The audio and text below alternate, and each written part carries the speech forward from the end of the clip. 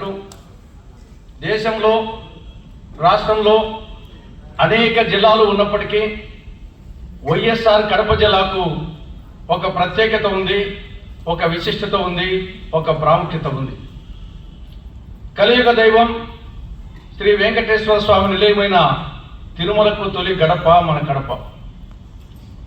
గొప్ప సంఘ సంస్కర్త కాలజ్ఞాని శ్రీమద్ విరాట్ పోతులూరి వీరబ్రహ్మేంద్ర స్వాముల వారి జీవ సమాధి నా జీవగడ్డ ఇది.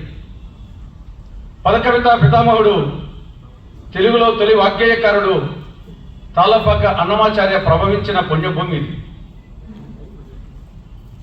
సరస్వతి పుత్ర పుట్టపర్తి నారాయణాచార్యులు, అప్పుడు కడప జిల్లాని తీసుకున్నాం.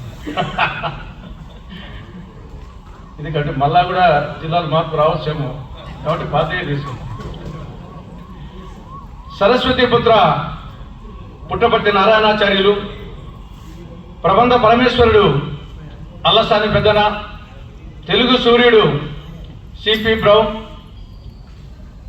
తెలుగు చలనచిత్ర పితామహులు బిఎన్ రెడ్డి, బి నాగిరెడ్డి, మరెందరో అష్టావధానులు, శతావధానులు, కవులు, కళాకారులతో వాళ్ళ పాదస్పర్శచే పునీతమైనటువంటి పుణ్యభూమి. అరుదైన కలివికోడి, అపురూపమైన ఎర్రచందనం, అపారమైన ఖనిజ సంపద, పావనమైన నదీనదాలు, పవిత్రమైన పుణ్యక్షేత్రాలకు ఆలవాలమైనటువంటి గడ్డ ఇది. మంచి మనిషి ఎదురైన మాలలిచ్చేవాడు, బాయి బాయి అన్న చేయి కలిపేవాడు, తిక్క రేగిందంటే డొక్క చిలిచేవాడు, చిక్కులెరగని వాడు చిత్తాన పసివాడు, ఎవడయ్య ఎవడు వాడు, ఇంకెవడయ్య కడప జిల్లా వాడు. కారం దోశ, నాటుకోడి పులుసు, పులగం, పచ్చి పులుసు, శనగబాల పాయసం, శనక్కాయల ఊరిమిండి, రాగి సంగటి, జొన్న సంగటి, రొట్టె, ఇటువంటి ఆహార పదార్థాలతో విశిష్టత కలిగినటువంటి జిల్లా కడప జిల్లా. కాబట్టి అటువంటి మన కడప జిల్లా యొక్క విశిష్టతను, ప్రత్యేకతను, ప్రాముఖ్యతను భావి తరాల వారికి, బాహ్య ప్రపంచానికి తెలియచెప్పాలంటే అది మీ వల్లే సాధ్యం, మీ పుస్తకాల వల్లే సాధ్యం. బాహ్య ప్రపంచానికి, భావి తరాల వారికి మన చరిత్రను, మన సంస్కృతిని, మన జిల్లా విశిష్టతను చెప్పాలి అంటే ఇది ఒక వారసత్వపు ఆస్తి. ఈ ఆస్తిని మనకు భవిష్యత్ తరాల వారికి తెలియచేయాలంటే అది మీ ద్వారానే సాధ్యం. కళలు మానవ జీవితంలో ఒక అంతర్భాగం. కళాహృదయం లేని మానవుడు కొమ్ములు తోక లేని జంతువుతో సమానం అంటాడు సుభాషిత రత్నకారుడు భర్తృహరి. కళలు లేని జీవితం ఉప్పు లేని పప్పుతో సమానం. అటువంటి చతుష్షష్టి కళలో సాహిత్యము, సంగీతము, చిత్రలేఖనము, శిల్పము, నాట్యము, ఈ 5 లలిత కళలకు మరింత ప్రత్యేకత ఉంది. ఆ 5 లలిత కళలో కూడా సాహిత్యానికి మరింత విశిష్టత ఉంది. సాహిత్యం సమాజానికి దిక్సూచిక, అనేక స్వాతంత్ర ఉద్యమాలకు ప్రేరణ. రవిగాంచని చోట కవిగాంచును అన్నారు. సామ్రాజ్యాలు నశించిపోవచ్చు కానీ సాహితీ సామ్రాజ్యాలు నశించిపోవు. సాహితీ సమరాంగణ సార్వభౌముడైన శ్రీకృష్ణదేవరాయలు నిర్మించిన మహోన్నతమైన విజయనగర సామ్రాజ్యం కాలగర్భంలో కలిసిపోయింది. కానీ ఆయన అష్టదిగ్గజ కవులు నిర్మించినటువంటి ఆ సాహితీ సామ్రాజ్యం, ప్రబంధ సామ్రాజ్యం నాటికి నేటికి ఏనాటికి చెక్కుచెరకుండా ఉంది.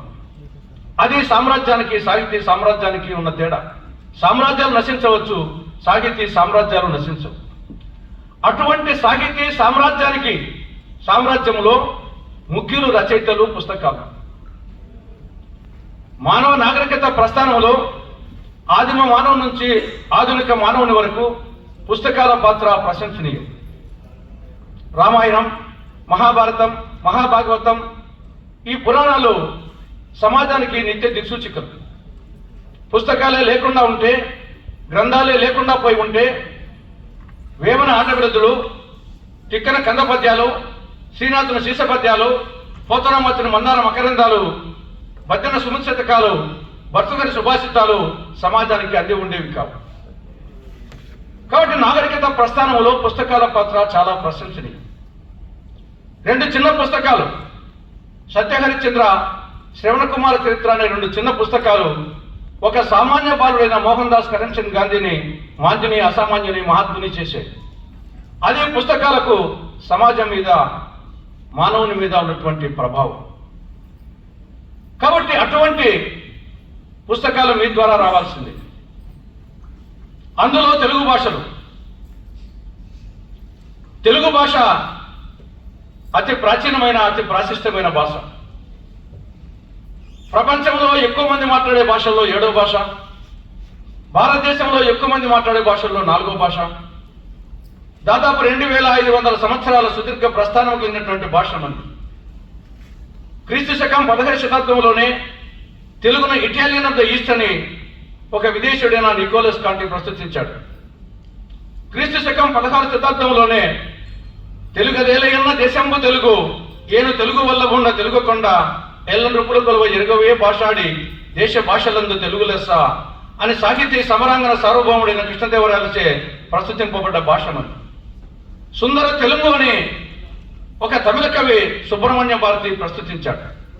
తెలుగు భాష నేర్చుకుని తెలుగు నిఘంటువును రచించి తెలుగు సూర్యుడిగా ప్రకాశించాడు సర్ సిపి బ్రౌన్. పంచదార కన్నా, పనస తొరల కన్నా, జుంటె తేనె కన్నా, జును కన్నా, చెరకు రసం కన్నా తెలుగు భాష తీపిరా విశ్వదాభిరామ వింద్రభేమ అనే విధంగా మధురమైన భాష మన తెలుగు భాష. కాబట్టి ఇటువంటి తెలుగు భాషలో మన కడప జిల్లా విశిష్టతను సమాజానికి అందించే విధంగా మంచి పుస్తకాలు రావాల్సిన అవసరం ఉంది.